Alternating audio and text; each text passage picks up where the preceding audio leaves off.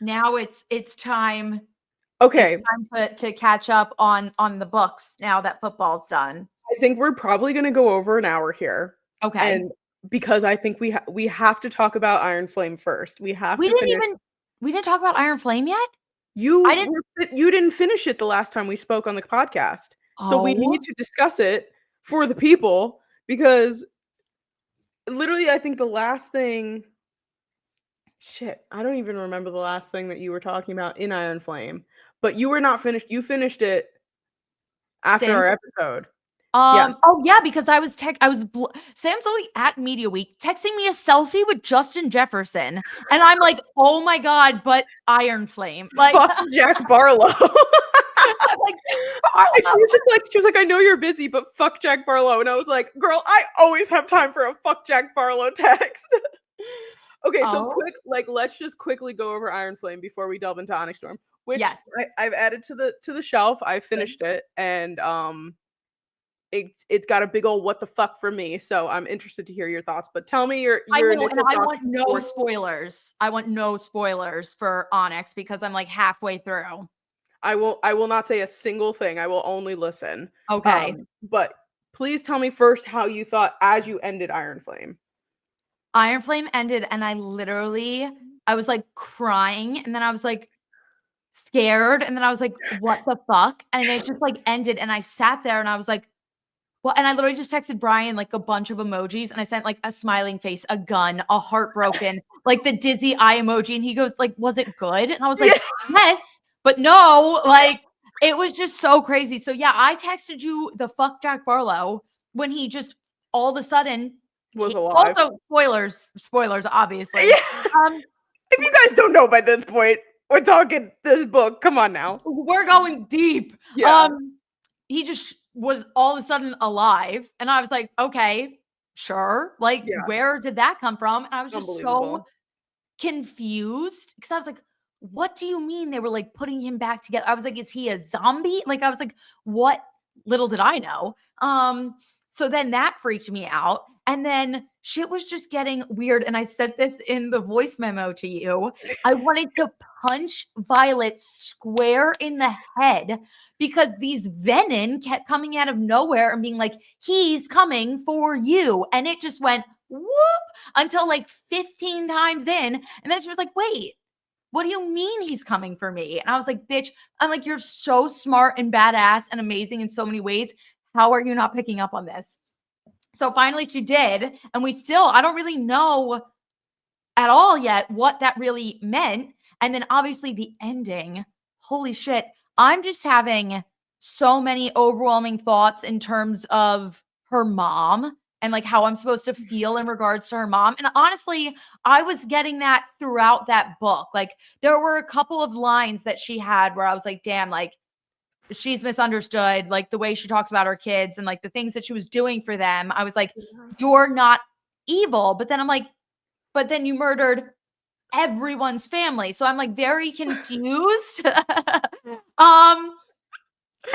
I think there's more to it, especially now. We'll get into Onyx Storm a little bit, but she knows there are journals that her dad left for her. And she read the first one, and then she just went to get the other 6 or whatever. So I don't know what's in those yet, but like she knows things are happening. And obviously with like the mom's comments at the end of like, I can finally be with him again, like just shows how much she loved their dad, which like Violet questioned a lot in the beginning, like even Fourth Wing, when she was like, why are you forcing me to go to the writer's quadrant? Like you're denying me of a scribe when like you loved a scribe. Like, so she like questioned everything. So that just made me super emotional. And then she just fucking died. And I was like, are you kidding me? And so that was devastating. And then all of a sudden, dun, dun, dun, Xaden is venom. Yeah. And it's frustrating me in this book a little bit. Yeah. I understand your feelings for Onyx Storm. First of all, I cried so hard when Violet's mom died. and it was like I was inconsolable. I had to put the book down because I Yes. was like ruining the book. And also And because I was just picturing like Brennan never got to make up with her. Like it's so many like paths that just were never like ended, you know, like yes. it just, and obviously Sloane feels horrible She said, about it. yeah, she had one comment to her in Onyx Storm where she was like, "I just need you to know that like wasn't revenge." And I was like, "Slow." Yeah, you're like she needed Violet to know that she did not kill her mother on purpose because Yes. Liam is dead. And I really like Sloane. But I'm it was, sorry, and I knew I would, but she was such a pesky brat in the last one, which like I understand. Like yeah. again, I knew she was young and feisty, and I was gonna like her, but I was like, But she definitely her character arc is arcing for yay. sure. But Iron Flame was also okay. So also I would love to hear your thoughts on the Fourth Wing and Iron Flame comparison, because that's the two that I was going with until Onyx Storm came out, and Fourth Wing was very slow. I think Iron Flame was so jam packed with stuff that I was lost half the time. Yes. Yes. I'm loving this series, but this is a 4-star fantasy series for me. And I love the relationship between Xaden and Violet, but it's just like, there's not as much like context. Like fantasy, you need that slow world building to like understand the gravity of the situation. And I feel like that's what this is lacking. And it's fun and it's amazing. And I'm enjoying every second of it.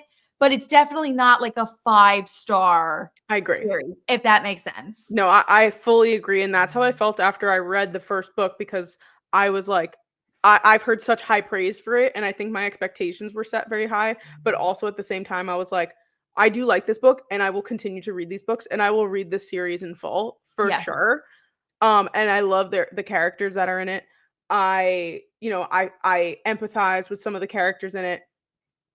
I don't feel the same way about Xaden and Violet as I did about like Feyre and Rhys. You know, like I felt like I was a part of that, and I don't feel the same way with that. And my joke through the whole, and this is not a spoiler at all, with Onyx Storm was that I was like, I know we have some pressing issues happening with Xaden right now, but he's gotta lighten the fuck up. Yes. And I'm like, I get it. He's supposed to brood. You know, that's his thing. I'm like, dude, come on. Yes. Figure No. it out. It's just getting a little like dramatic.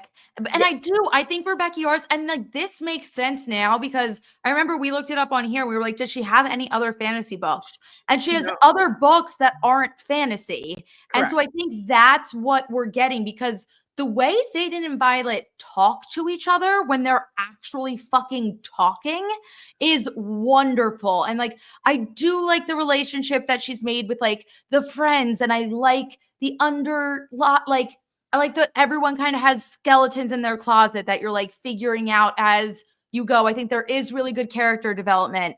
However, I just think it's missing more of like the intricacies of like the world building and like the history to make it that like phenomenal monster. And again, like seriously wish I read this before any Sarah J. Maas series. And I told my friends, I was like, if you were looking for a good, like easy, fun, dramatic, intense fantasy to like get you into fantasy, it's this. It's perfect. Yes. And I think that is why Erin feels so strongly about it, because this was the first series she read to get like into the romantasy fantasy genre. And that makes so much sense. She loves it, and she still loves it. And I won't, like, I really enjoy reading these books, but throughout Onyx Storm, I will say something about Onyx Storm that clicked in my brain, and again, this is not a spoiler, it's just the way that it's written.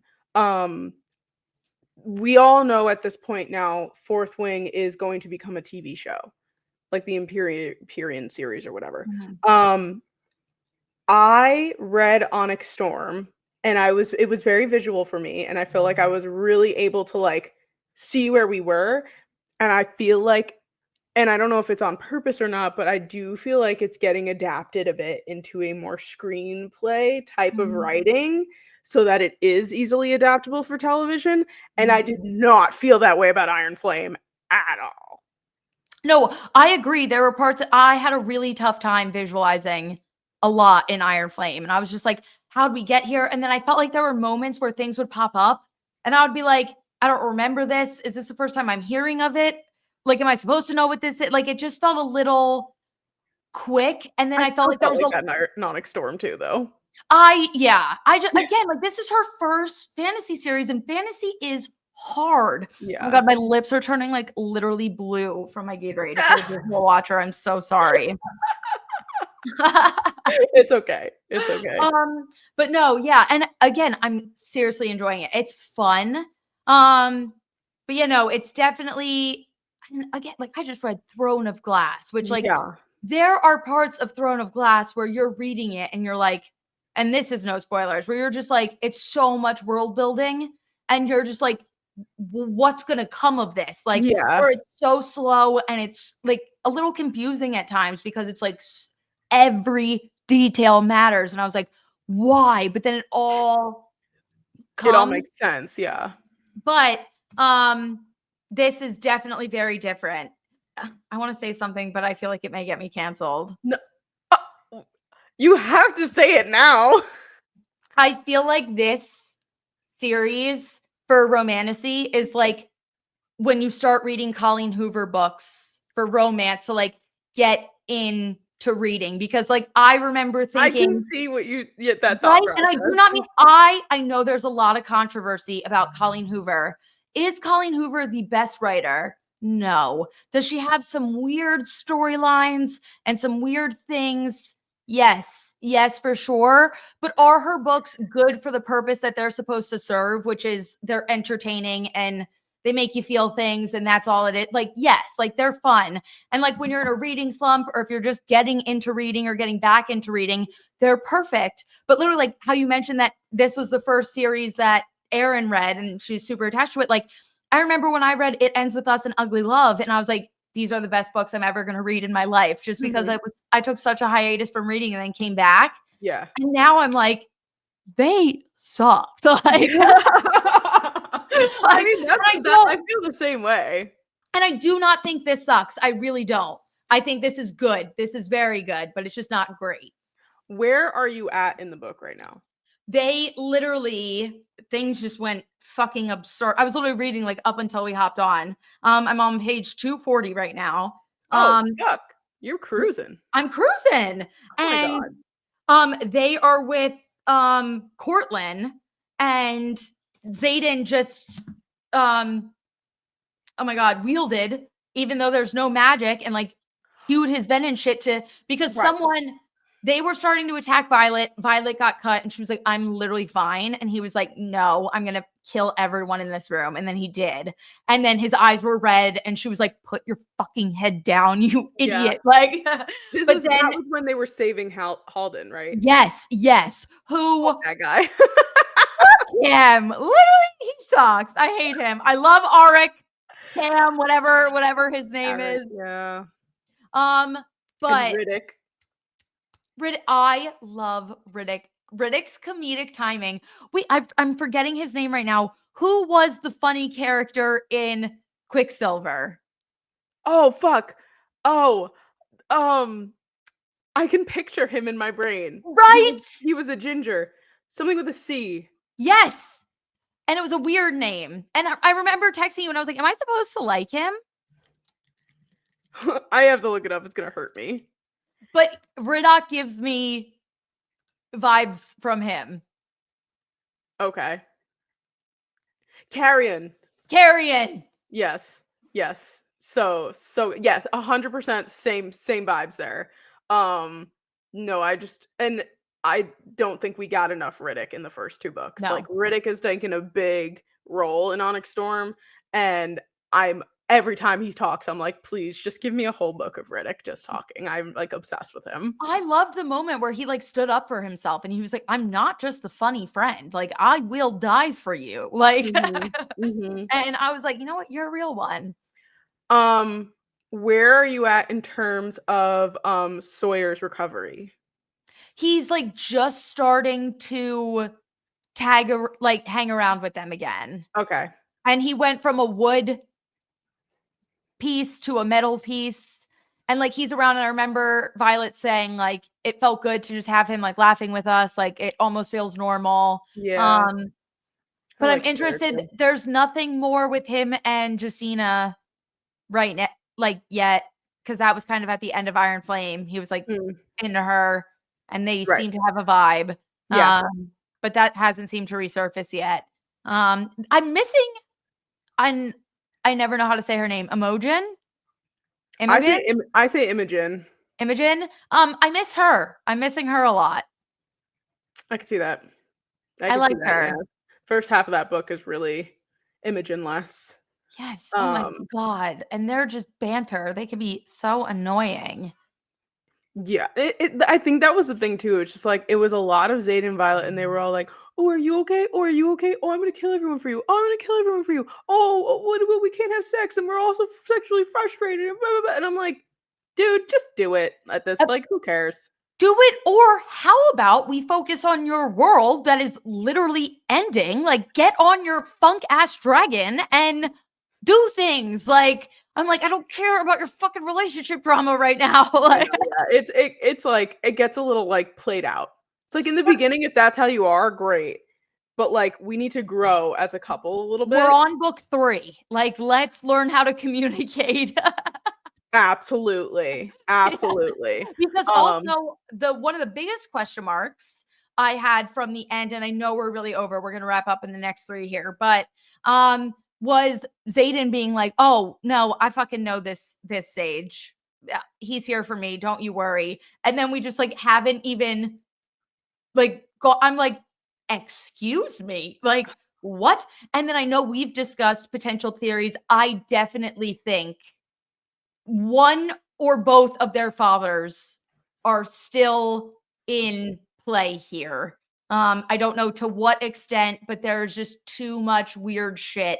And now like Violet's dad is like leaving her. They met the woman, Norelle, and she put her through, and she was like, these books are literally for you. And Mira was like, oh yeah, Mira got pissed. Yeah. And Violet's still like, I don't even know 100% why this is for me, but like it's specifically written to Violet. So we shall see. It was so awkward when she was like, oh, you must be Dane. And I was like, oh. I know. That part had me. I was like literally, so I read probably 200 pages on the plane there and 200 pages on the plane back. Like that's how I finished this book in this amount of time. And when that happened, I was like on the plane and I literally went, whoop, and I like shut the book and I was like, oh, we did not just ask Xaden if he was like the worst. I think that's his worst nightmare, apart from like Violet dying, is him being mistaken for Dane. 100%. And it was so funny too, because it was right after like they just got to Corden, where there's no, or was it? Are they in Corden? Bitch, I don't know where they were ever. Yeah, there's somewhere where there's no magic. Yeah, the Isles. Yeah. There's no magic, and so Xaden's not feeling all his. So he's like, he was like, oh, did you guys like ride horses together growing up? And everyone was like, the fuck? What? I literally laughed out loud. Brian was like, are you giggling? I was like, this is funny. Like they're being funny. And then it turned so quickly, and I was like, oh, they're never gonna be friends again. Like. Yeah, I know it was like half a moment where I was like, oh, are Xaden and Dane gonna like actually like coexist with one another? Yeah, I thought there was gonna be like a bromance or something. I thought they were gonna be friends. And I was like, yes. And then so quickly it was like, nope, absolutely not. And now Xaden's back to being really fucking annoying. I'm so excited for you to like finish this book so that we can like talk about the series like as a whole, because I don't think we're getting book 4 until 2027. That's what I heard as well. So because she's taking a break. Which, like, how? She wants to spend time with her family. How which I respect, but also, bitch. I was gonna say. just wait till you finish this book. You're going to be like, how the fuck am I supposed to wait? No, literally insane.